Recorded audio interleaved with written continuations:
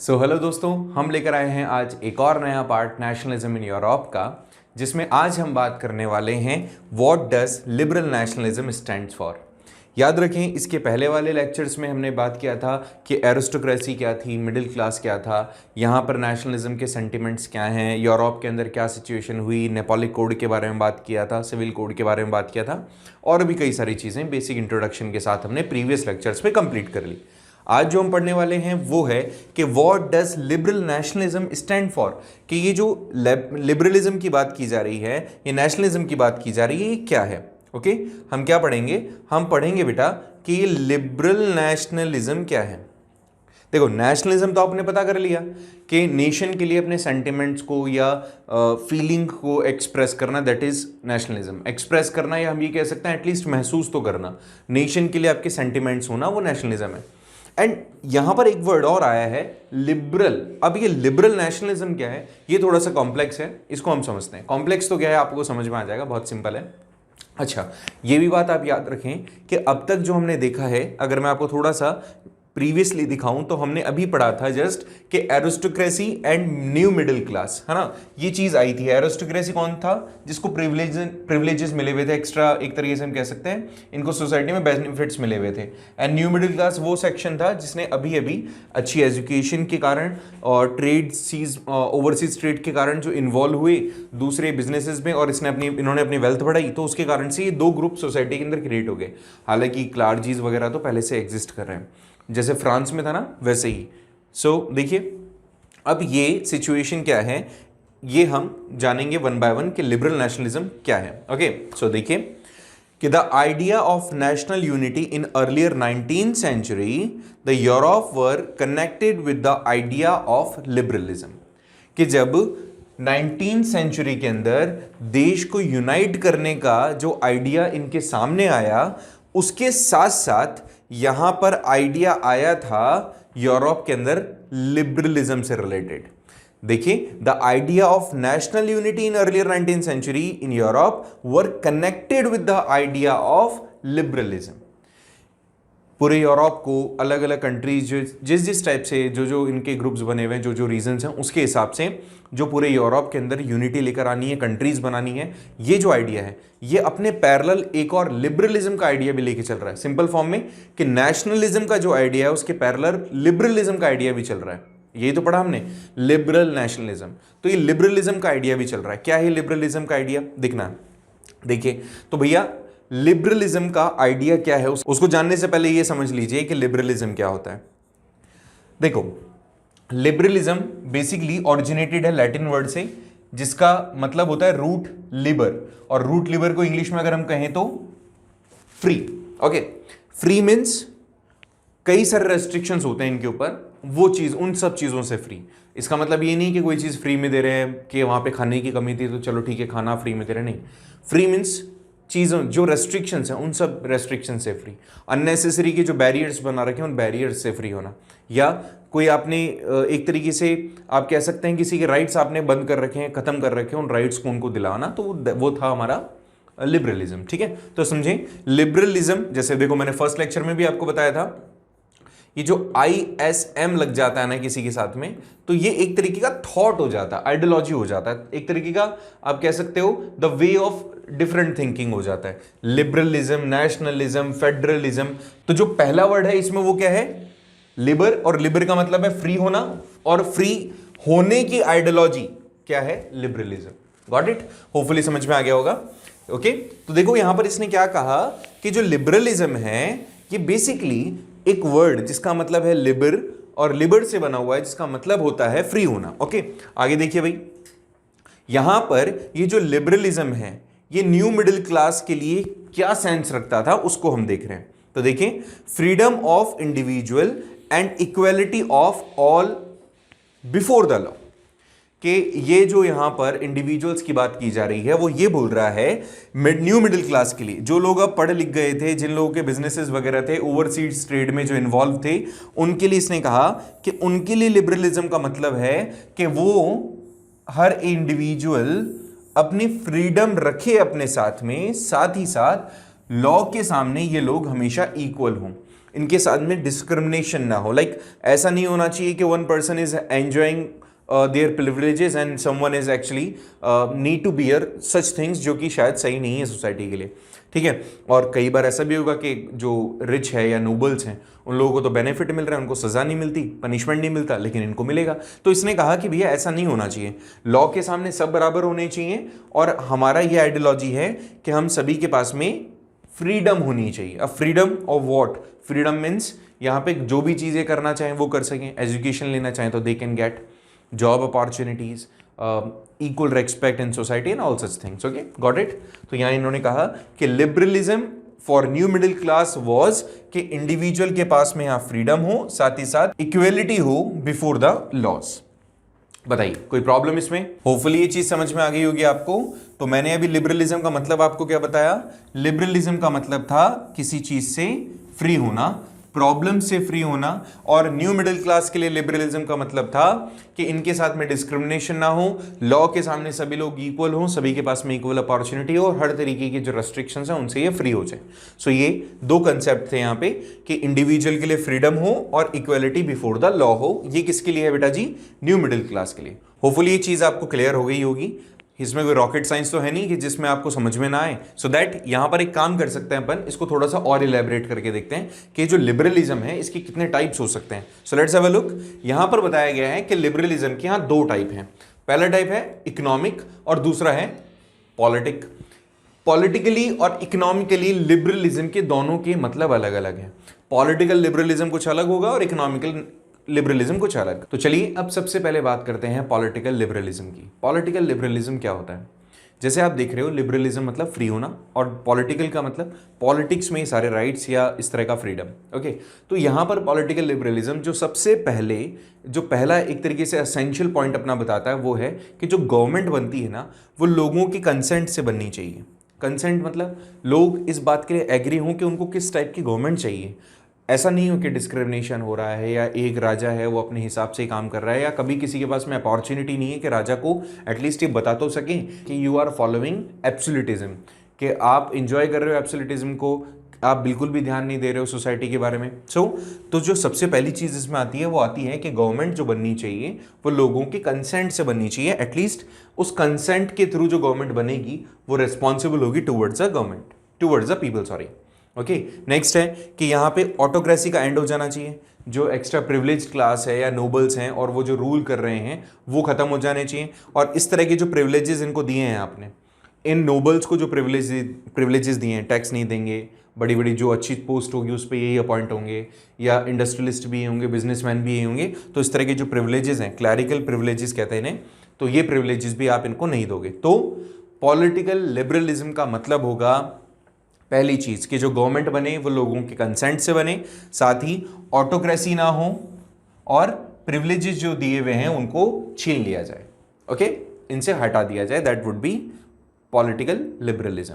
चलिए इसको थोड़ा सा और हम इलेबरेट करते हैं इस पॉलिटिकल लिबरलिज्म को, और देखते हैं नेक्स्ट पॉइंट में कि जो कॉन्स्टिट्यूशन बनेगा, a constitution and representative government through the parliament. इसने कहा कि जो कॉन्स्टिट्यूशन बनेगा और जो ये गवर्नमेंट हम लेकर आएंगे वो कैसी होनी चाहिए, मतलब ऑब्वियसली रिप्रेजेंटेटिव गवर्नमेंट होगी जैसे डेमोक्रेसी में होता है, वो थ्रू द पार्लियामेंट होनी चाहिए। पार्लियामेंट का मतलब एक ऐसा प्लेटफॉर्म होना चाहिए जहां पे इलेक्टेड रिप्रेजेंटेटिव बैठे, वहां पर उनकी मेजॉरिटी हो, वो मेजॉरिटी क्या करे, वहां पर गवर्नमेंट बनाए। जैसे अपने इंडिया में होता है ना कि जिसको मेजॉरिटी मिलेगी वो गवर्नमेंट बनाएगा। एटलीस्ट वहाँ पे अपोजिशन पार्टी भी होगी जो गवर्नमेंट के काम को सीख करेगी, कहीं ना कहीं ऑब्जर्व करेगी कि सही कर रहे हैं कि गलत कर रहे हैं। ठीक है, so all such thing they side कि कॉन्स्टिट्यूशन होना चाहिए, रिप्रेजेंटेटिव गवर्नमेंट होनी चाहिए, एंड पार्लियामेंट होना बहुत जरूरी है भैया। पार्लियामेंट हो, पार्लियामेंट में सारे लोग एक जगह बैठ के डिस्कस करें कि जो गवर्नमेंट में है वो भी और जो अपोजिशन में है वो भी। ठीक है, इससे एटलीस्ट हम इनके वर्क को कहीं ना कहीं देख सकते हैं, जज कर सकते हैं। अब आगे देखिए और क्या हुआ।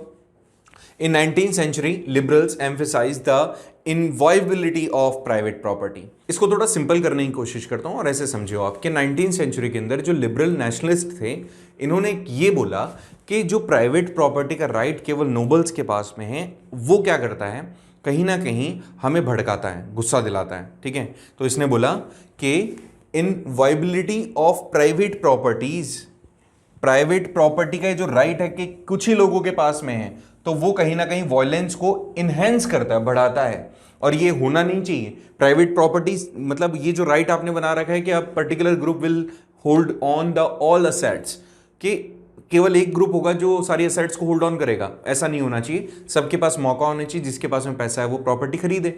और आपने ऐसा नहीं किया तो इसके कारण से क्या होता है, एक तरीके से वॉयलेंस जो होता है वो बढ़ता है। सो इन्होंने ये कहा। नेक्स्ट देखते हैं, बहुत ही सिंपल है नेक्स्ट भी, कि राइट टू इक्वालिटी के अंदर ये जरूरी नहीं होता। हमने कहा ना अभी, पॉलिटिकली राइट टू इक्वालिटी होनी चाहिए, लिबरलिज्म का मतलब यही तो है, राइट टू इक्वालिटी। बट इन्होंने ये आगे इसको प्रोसीड करते हुए कहा कि राइट टू इक्वालिटी या लॉ के सामने इक्वालिटी होना कभी भी इस बात की एश्योरिटी नहीं देता है कि आप लोगों को यूनिवर्सल सैफरेज भी मिलेगा। यूनिवर्सल सैफरेज का मतलब लॉ सबके लिए इक्वल है, चलो अच्छी बात है, लेकिन इसने ये कहा और थोड़ा सा आगे एक्सटेंड करते हुए कि इसका मतलब ये नहीं है कि that you will have the right to vote, आपके पास में राइट टू वोट मिले। क्यों? देखो भाई, इसको समझो कैसे। इसने कहा कि जो राइट टू वोट था वो एक तरीके से केवल उन लोगों को मिलता था जिनके पास में प्रॉपर्टी होती थी, या फिर वो लोग जो लोग बेसिकली टैक्स पे करते हैं, ठीक है, जिनके पास प्रॉपर्टी है या तो उनके लिए, या फिर जो लोग टैक्स पे करते हैं ज़्यादा अच्छा, मतलब जो एक तरीके से मान सकते हो आप, जो अभी मिडिल क्लास थी जिसके बारे में हम पढ़ रहे थे, जो अब प्रॉस्परस हो रही थी, उन लोगों को। अच्छा, इसमें एक और कंसेप्ट है कि केवल man can give the vote, और अगर वो इलेक्टेड भी होना तो केवल मैन होगा और कोई नहीं। विमेन के पास नहीं है प्रॉपर्टी, जिसके पास में नहीं है उस आदमी के पास भी राइट नहीं होगा। मैन होना चाहिए, प्रॉपर्टी ओनर होना चाहिए, साथ ही साथ वो टैक्स पेयर होना चाहिए। सो एटलीस्ट ये सारी चीज़ें उन्होंने बताई कि if you want to be the you want to have the suffrage then you must fulfil such conditions. Got it? So कौन सा पर्सन होगा जो बेसिकली वोट डाल नहीं सकता है? तो एक वो व्यक्ति जिसके पास में प्रॉपर्टी नहीं है, और विमेन, वो वोट नहीं डाल सकते। इन दोनों के पास में ही कोई भी पॉलिटिकल राइट नहीं है, ना तो they can be the part of government nor they can give the vote. तो यूनिवर्सल सैफरेज है ही नहीं। तो इसने क्या बोला? इसने बोला कि पॉलिटिकल लिबरलिज्म का मतलब सिर्फ इतना सा नहीं हो कि आप लोगों के सामने या लॉ के लिए बेसिकली आप इक्वल हैं सभी तरीके से, नहीं, ऐसा नहीं। इन्होंने कहा कि लॉ के सामने इक्वल होना हम सबका, इसका मतलब ये नहीं है कि आप सबके पास में वोटिंग राइट है या पॉलिटिकल राइट है।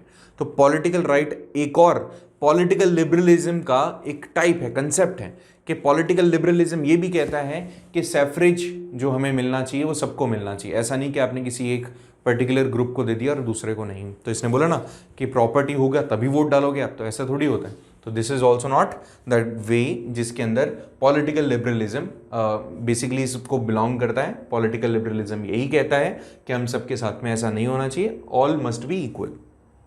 और देखिए, इसने कहा जो अडल्ट मेल है उसके पास में ही राइट टू वोट है, लेकिन वो भी सिर्फ तब आया जब जकोबियंस आए। आपको ध्यान है, जकोबियन एक ग्रुप आया था रॉबेस्पियर वाला। तो जकोबियंस बेसिकली ये वो टाइम ड्यूरेशन था फ्रांस में जब सभी लोगों को राइट टू वोट मिल गया, अडल्ट को, लेकिन इसमें फिर वही बात, विमेन को नहीं मिला।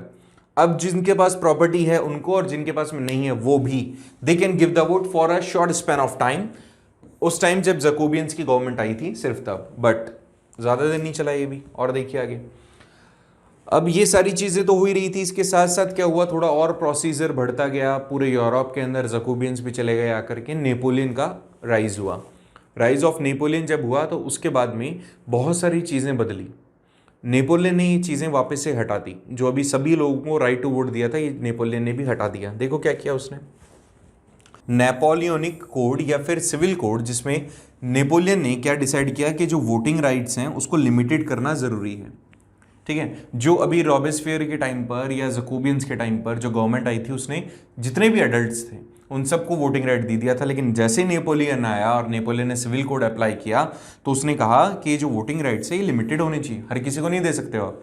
साथ ही जो विमेन की पोजीशन है इसने ज़्यादा उन पर भी कोई खासा ध्यान नहीं दिया। तो आप याद रखें, जो विमेन की पोजीशन है उसको तो इसने बोल दिया कि वो माइनर है। माइनर्स मतलब एक तरीके से जो जिनके पास में कोई राइट्स दिए नहीं जा सकते, जैसे बच्चा जो होता है ना उसको माइनर माना जाता है, तो उनको इन्होंने कहा विमेन जो है वो भी माइनर है और वो पूरे तरीके से या तो अपने फादर पे डिपेंडेंट रहती है या फिर हस्बैंड पे डिपेंड रहती है, तो उनको भी ये वोटिंग राइट नहीं होने चाहिए। यहाँ पर नेपोलियन ने भी और उसके कोड में भी इसी तरीके का कुछ स्टेटस मेंशन किया गया। हालांकि दोनों ही चीज़ें सही नहीं थी, सबके साथ में वोटिंग राइट्स, आप वापस से वही सारी चीज़ें दोहरा रहे हो जो चीज़ें हमने अभी बड़ी मुश्किल से छोड़ी थी। कैसे? लुई 16 के टाइम पर से था, तो लुई 16 के टाइम से इसने जब वहाँ पे सिचुएशन बदलने की कोशिश की, लुई 16 से रॉबेस्फेयर, रॉबेस्फेयर से नेपोलियन, वापस से उसी परिस्थिति पे आके हम खड़े हो गए। तो ये वाली चीज़ यहाँ पर मेंशन की गई है। होपफुली चीज़ समझ में आ गई होगी। आगे देखिए, अब इन्होंने जो ये पॉलिटिकल लिबरलिज्म की हम बात कर रहे हैं, पॉलिटिकल लिबरलिज्म की हम जो बात कर रहे हैं, इसमें विमेन ने और जिनके पास में प्रॉपर्टीज नहीं थी, जिनको वोटिंग राइट्स नहीं दिए गए थे, they organised movements demanding equal political rights. तो दे हैव डिमांडेड कि हमें भैया कैसे राइट्स नहीं मिलेंगे, मिलेंगे हमें। आपको ध्यान है फ्रेंच रेवोल्यूशन जब आप पढ़ रहे थे तो विमेन वर ऑल्सो देयर, जो कि डिमांड कर रही थी कि हमारे पास भी राइट्स होने चाहिए। इवन उन्होंने तो पार्टिसिपेट भी किया था रेवोल्यूशन में यहाँ पर। और जो नॉन प्रॉपर्टी पीपल जो थे, नॉन प्रॉपर्टी पीपल मीन्स जिनके पास में कोई प्रॉपर्टी नहीं है, दे ऑल्सो डिमांडेड कि भैया हमें क्या करना है, हमें भी वोटिंग राइट्स दो आप, हमने भी तो एक तरीके से स्ट्रगल के अंदर हम साथ दे रहे हैं आपका।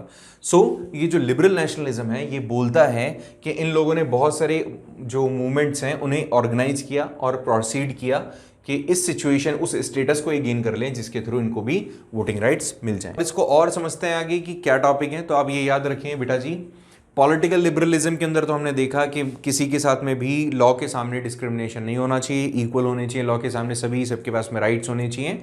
एंड चाहे विमेन हो, चाहे प्रॉपर्टी से लेस्ड पीपल हो या प्रॉपर्टी ओन्ड पीपल हो, तो दैट दे कैन नॉट और you can not discriminate on the behalf of that. सभी लोगों के पास में इक्वल राइट्स होने चाहिए। और इसी के थोड़ा सा और आगे बढ़ते हुए अगर हम देखें तो दूसरा टाइप का जो लिबरलिज्म है, जो कि बहुत ही सिंपल सा है, और वो है बेटा इकोनॉमिकल लिबरलिज्म। तो वो यहां पर सामने आया हमारे। क्या कहते हैं, देखो, लिबरलिज्म इन इकोनॉमिक फेजेस अगर अपन बात करें तो इकोनॉमिक फेज में ये क्या बताता है। अरे भैया बहुत ही सिंपल है। देखो, इकोनॉमिक्स में या इको में या फिर पैसे से रिलेटेड कोई भी अगर आपको इक्वालिटी लेकर आनी है, कॉमननेस या इक्वल बेटरमेंट के लिए आप काम कर रहे हो, तो ये याद करें आप और ये समझें अच्छे से कि आप एक ऐसे चीज़ की बात करेंगे जहाँ पे डिस्क्रिमिनेशन नहीं होगा पैसे कमाने के पॉइंट ऑफ व्यू से। तो वहाँ पर भी ऐसा ही कुछ था।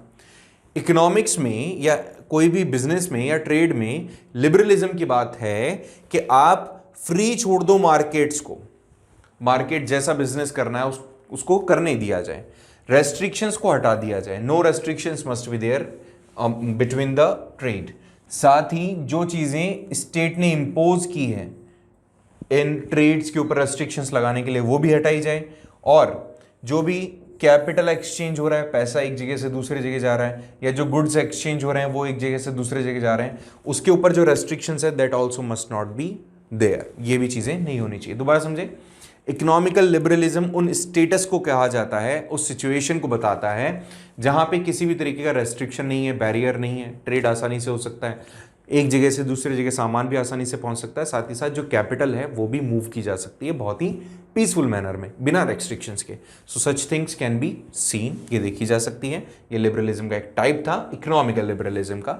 आगे देखिए, ये जो मिडिल क्लास यहाँ पर इमर्ज हुई थी 19th सेंचुरी में, उनकी डिमांड थी, बहुत ही स्ट्रॉन्ग डिमांड थी कि इस तरह की जो चीज़ें हो रही है, रेस्ट्रिक्शन जो इंपोज किए जा रहे हैं वो हटने चाहिए। साथ ही साथ जर्मनी के अंदर German speaking regions in the first half of 19th century they demanded कि भैया तुम कुछ चीज़ें हैं जो अडॉप्ट करनी पड़ेगी, ये जो बैरियर्स आपने बना रखे हैं उन बैरियर्स को आपको हटाना पड़ेगा। ये पढ़ेंगे कौन कौन से बैरियर हैं। आप ये समझो कि 19th सेंचुरी के फर्स्ट हाफ, पहले तो ये समझ लेते हैं, 19th सेंचुरी का फर्स्ट हाफ बोले तो 1800 से लेकर 1850 के बीच में, आपको पता है ना 1848 में तो रिवॉल्ट ही हो गया था एक, तो 1848 के आसपास की जो हम बात कर रहे हैं, तो इसने कहा कि इस टाइम पर जो जर्मन स्पीकिंग रीजन्स थे, जहां जर्मन लैंग्वेज को बोला जाता था, वहां पर स्ट्रॉन्ग डिमांड उठने लगी कि ये जो रेस्ट्रिक्शंस, ये जो बैरियर्स, ये जो आपने प्रॉब्लम्स क्रिएट कर रखी है between doing businesses and all, तो ये चीज़ें आपको हटानी पड़ेगी। अगर नहीं मानोगे तो भैया रिवॉल्ट करने वाले हैं। तो देखो भैया क्या कहा इन्होंने बोला कि उस टाइम पर जर्मन स्पीकिंग रीजन्स में जब नेपोलिक कोड आया था या सिविल कोड आया था, तो उसके एडमिनिस्ट्रेशन के अंदर एक 39 स्टेट्स का एक ग्रुप बना दिया गया था, जर्मन स्पीकिंग रीजन, जर्मन बोलने वाले रीजन्स का, जर्मन बोलने वाले इलाकों का, एरियाज का एक ग्रुप बना दिया गया जिसको जर्मन कॉन्फेडरेशन कहा गया। So that was a group of 39 states जहाँ पे बेसिकली जर्मन लैंग्वेज बोली जाती है, छोटे छोटे स्मॉल स्टेट्स थे। तो वहाँ क्या हुआ, नेपोलियन ने तो थोड़ा बेटरमेंट करने की कोशिश की थी कि in the year of 1833 the merchant travelling from the Hamburg to Nuremberg to sell his goods would have pass through 11 custom barriers and pay a custom duty is about 5% of each of them। सोचो, अरे भैया बहुत तगड़ी बात बोली इसने कहा कि अगर सोचो उस टाइम पर जब नेपोलियन आया ही था और नेपोलियन के पास में पावर आया और नेपोलियन फ्रांस को कंट्रोल करते हुए आगे बढ़ रहा था धीरे धीरे, तो उसके बाद सिचुएशन क्या हुई, जब नेपोलियन का टाइम था तो उसने 39 स्टेट्स का एक ग्रुप बना दिया था। अब उसके बाद क्या हुआ, नेपोलियन के कन्फेडरेशन को एज इट इज रखा गया था। शायद अगर आपको याद आ रहा हो फ्रेंच रेवोल्यूशन, तो वहां पर आपको पता है नेपोलियन को वाटरलू में हराने के बाद में वो लोग जो थे उन्होंने जर्मन कन्फेडरेशन को टच नहीं किया था, अनटच रखा था उसको। 39 स्टेट्स का ग्रुप जो था उसको अनटच रखा। उसी के अंदर क्या हुआ, मतलब नेपोलियन तो हट गया 1815 में, लेकिन उसकी जो बनाई हुई रीजन और पॉलिसीज थी उनका कहीं ना कहीं इन्फ्लुएंस पॉजिटिव रहा। It was the time of 1833। सोचो अगर कोई पर्सन है, कोई मर्चेंट है, अगर वो हैम्बर्ग से मूव कर रहा है और कहां पहुंच रहा है, न्यूरमबर्ग में, तो उसको लगभग मान के चलो 11 तो कस्टम बैरियर्स पार करने पड़ेंगे। 11 जगह तो उसको मतलब एक तरीके से होता है ना टोल, वैसा कुछ देना पड़ेगा। ये बैरियर्स हैं, एक तरीके से कस्टम बैरियर्स हैं। साथ ही साथ द कस्टम ड्यूटी, उसको वो पे भी करना पड़ेगा duty, and that is approximately 5% of each place. लगभग 55% टैक्स तो यही हो गया। इसने कहा कि 11 custom barriers they actually he need to face, और हर जगह पर उसको लगभग 5% कस्टम ड्यूटी वहां पर उसको पे करनी पड़ेगी। क्या आप इस बात का अंदाजा लगा सकते हो कि कोई चीज 100 रुपए की अगर है तो उसको 11 जगह तो 5% टैक्स ही देना है। जब यहां पर जाके वो चीज बेचेगा तो क्या आप ये बात मान पाओगे, समझ पाओगे कि वो जो चीज 100 रुपए की थी उस पर्सन को अप्रॉक्सीमेटली 155 रुपीज की पड़ गई है वो, और इससे वो जो सामान यहाँ पे खरीदा जा सकता है वो खरीदने की पॉसिबिलिटीज, प्रोबेबिलिटी बहुत कम हो गई, क्योंकि बहुत महंगा हो गया वो। तो एक ही जगह है, सोचो ये जो जगह है ये अपने आप में जर्मनी है, हालांकि पर्शियन था उस टाइम पर, बट ये जर्मनी है मानो आप। ये भी प्लेस जर्मन का है, ये भी प्लेस जर्मन का है, और इसके बीच में अप्रॉक्सीमेटली कितने 11 ऐसे बैरियर्स आपने बना रखे हैं जो कि अपने आप में अपनी टेरिटरी में किसी को अंदर एंट्री देने के लिए टैक्सेस लेते हैं, जिसको कहते हैं ड्यूटीज, कस्टम ड्यूटीज। तो और हर जगह पर लगभग 5%, वो बढ़ता जाएगा बढ़ता जाएगा बढ़ता जाएगा। ये तो मैंने एक एवरेज बताया है, आपकी किताब में एक एवरेज लिखा हुआ है, लेकिन एक्चुअलिटी में ये इससे भी ज्यादा था। Got it? समझ में आ गया? होपफुली समझ में आ गया होगा, ऐसा तो कोई टफ तो था नहीं है।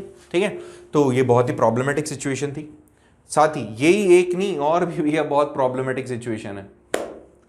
यहां पे जो कस्टम ड्यूटीज आपने दी वो तो एक टाइप है, इसके अलावा ये और तगड़ा प्रॉब्लम था कि यहां पर ये जो टैक्स है वो फ्लक्चुएट भी हो सकता है। जैसे इमेजिन करो कोई ऐसी चीज है जो लिक्विड फॉर्म में है, ठीक है, या कोई ऐसी चीज है जिसकी लेंथ आप मेजर कर सकते हो सेंटीमीटर में या मीटर में। तो कई बार ऐसा लगता था कि 1 मीटर पे इतना टैक्स लगेगा या 10 मीटर पे इतना लगेगा।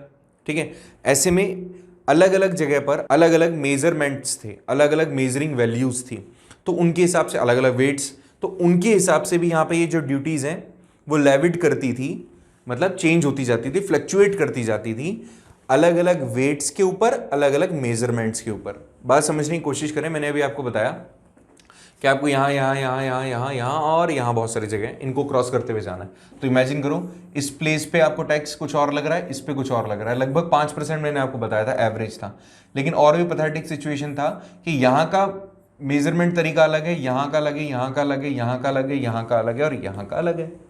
तो ऐसे में क्या होगा, यहाँ पे हर जगह पर मेजरिंग वैल्यूज अलग है, साथ ही वेट भी अलग तरीके से मेजर किया जाता है। तो सोचो आप वो पर्सन कैसे इसको कैलकुलेट करेगा, क्योंकि हर जगह पर उसको उसके हिसाब से टैक्स देना है। वो तो कैलकुलेट करता हुआ मर जाएगा कि मेरा टोटल कितना लगा है, खर्चा कितना हुआ है। ठीक है, और इससे उसको बहुत ज़्यादा टेंशन होगी अननेसेसरी। वो फिर क्यों करेगा ट्रेड, खुद के ही देश में कंफ्यूज हुआ पड़ा भैया बंदा, पकड़ो उसको, संभालो, गिर गया, देखो भाई।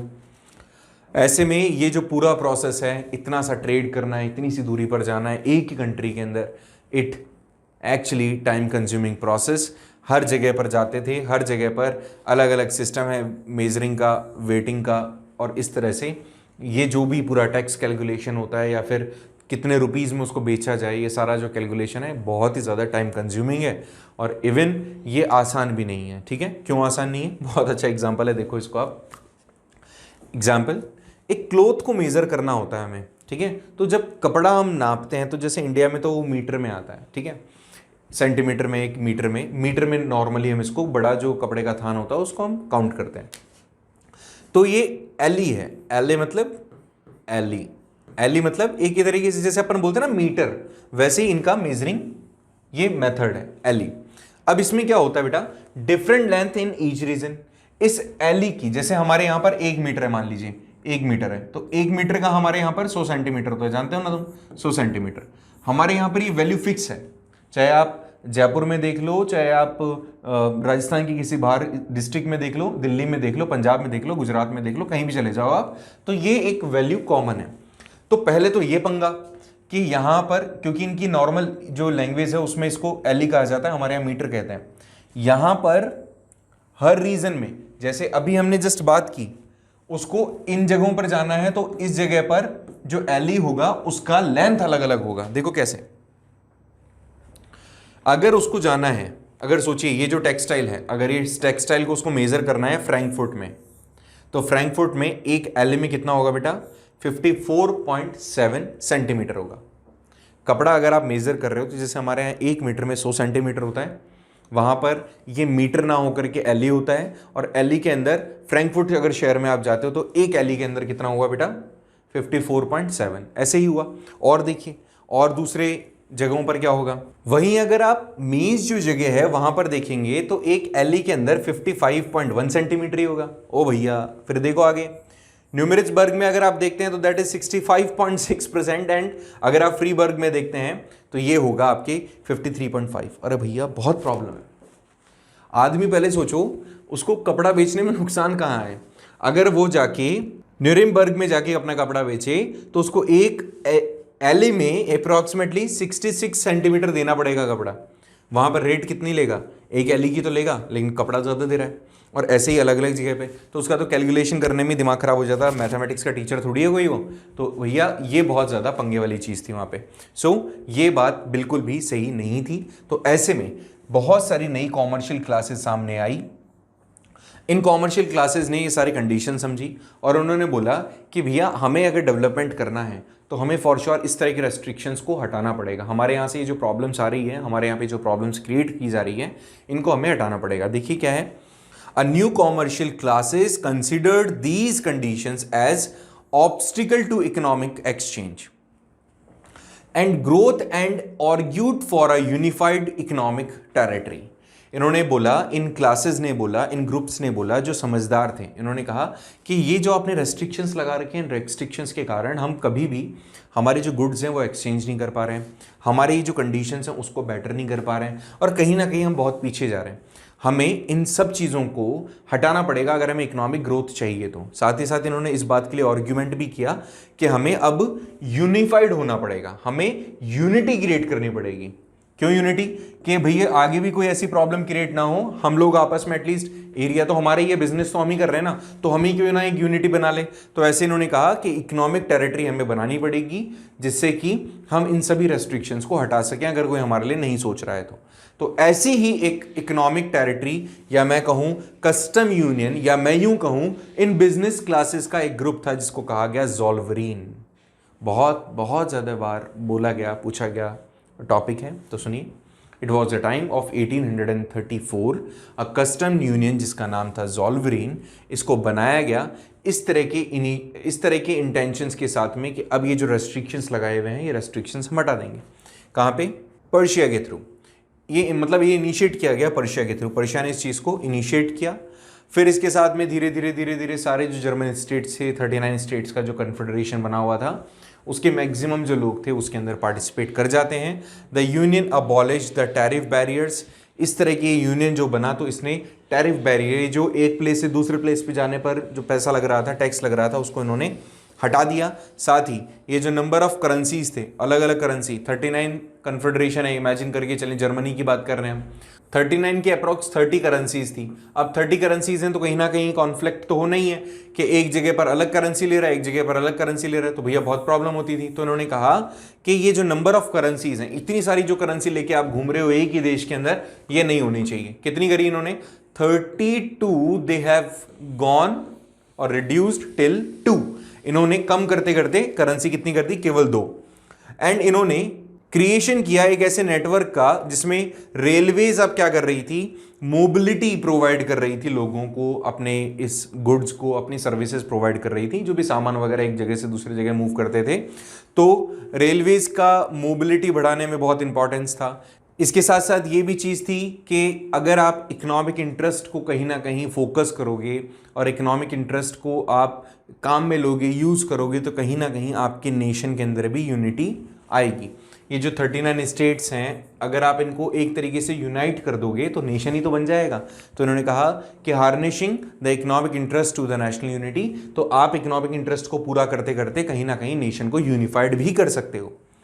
A wave of economic nationalism strengthened the wider nationalist sentiments growing at that time। और इस तरह का ये जो इकोनॉमिकल नेशनलिज्म चला, पॉलिटिकल नेशनलिज्म चला, इन सब के थ्रू इन्होंने नेशनल सेंटिमेंट्स को प्रवोक किया, कहीं ना कहीं नेशनल सेंटिमेंट्स को बढ़ाया, जिससे कि यूनिफिकेशंस या फिर नेशन को एक तरीके से नेशनलाइज करने का जो थॉट था वो कहीं ना कहीं पूरा हुआ। Got it? आप बात समझें वापस से एक बार कि हमने आज क्या क्या देखा है। मैं इसको एक बार रिपीट कर रहा हूं, छोटा सा, इस वाले पॉइंट को दोबारा एक बार रिपीट करूंगा। देखिए, वैसे तो बहुत ज़्यादा कॉम्प्लिकेटेड हो जाता है कि थ्योरी है तो थ्योरी बहुत ज़्यादा बड़ी होती है, तो आप कंफ्यूज ना होएं प्लीज़। कोई भी ऐसा इश्यूज़ हैं तो आप पूछ लीजिएगा कमेंट में भी। तो हम पढ़ रहे थे लिबरल नेशनलिज्म, तो आप अभी तक जो पढ़ के आए थे उसको थोड़ा सा हमने और आगे बढ़ाया। तो हमने कहा कि नेशन को यूनाइट अगर हमें करना है तो उसके लिए बहुत सारे नए नए आइडियाज़ आए। उन्हीं आइडियाज़ में से एक लिबरलिज्म भी था। लिबरलिज्म वर्ड मतलब बनता है, या लिबरलिज्म वर्ड का ओरिजिन होता है लिबर वर्ड से, जिसका मतलब था फ्री।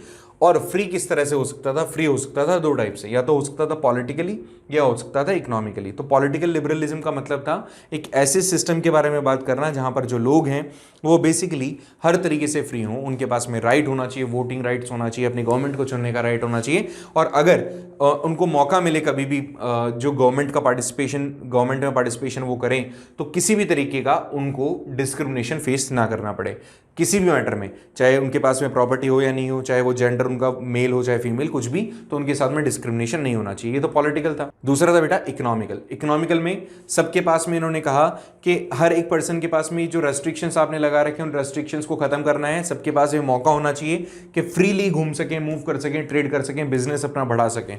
कोई भी बैरियर जो आपने बना रखे हैं अननेसेसरी के, वो बैरियर्स आप हटा दें। एंड ऑल सच सिचुएशंस जो कहीं ना कहीं ट्रेड को बैक करती है, वो ट्रेड मतलब इजीली वो हटाई जा सके, इजीली उनको हम कॉप अप कर सके, उसके साथ में गुड्स को आसानी से एक प्लेस से दूसरे प्लेस पे मूव कर सकें, कैपिटल हमारी एक्सचेंज हो सारी जगहों के साथ। नेपोलियन ने बहुत अच्छा काम किया था। उन्होंने जो जर्मन स्पीकिंग स्टेट्स थे, रीजन्स थे, उनको मिला जुला करके 39 का एक ग्रुप बनाया था जिसको जर्मन कन्फेडरेशन कहा गया।